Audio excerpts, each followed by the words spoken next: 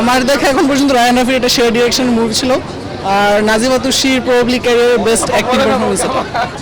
Pressure cooker জোশ ছিল। অনেক ভালো, অনেক অনেক অনেক বড়। এক সপ্তাহ পরে এই মুভি হাই পড়বে আরো। কেমন ছিল?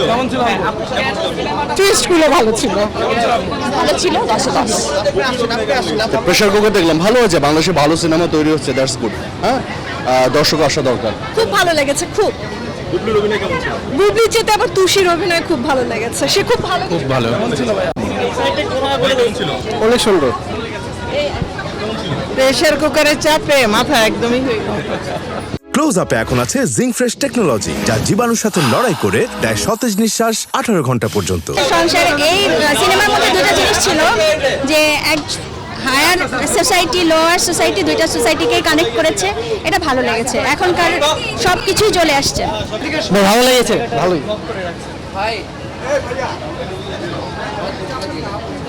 অনেক ভালো, অনেক ভালো, অনেক ভালো লাগছে। গল্পটা অনেক ভালো লাগছে, পুরো স্টোরিটা অনেক ভালো লাগছে, আসলে অনেক ভালো।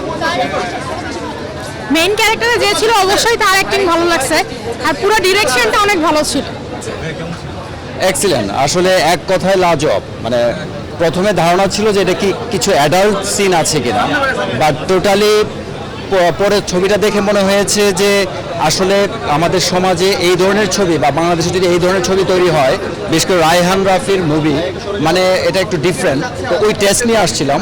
তো এই ধরনের ছবি যদি আরও অনেক বেশি হয় তাহলে হলমুখী হবে দর্শক, এবং বাংলাদেশে এই ধরনের ছবি হলে চলচ্চিত্র সম্পর্কে মানুষের ধারণা চেঞ্জ হবে এবং সমাজে এটার একটা ভালো প্রভাব পড়বে। সো এই ছবি সম্পর্কে আমি শুভকামনা করছি।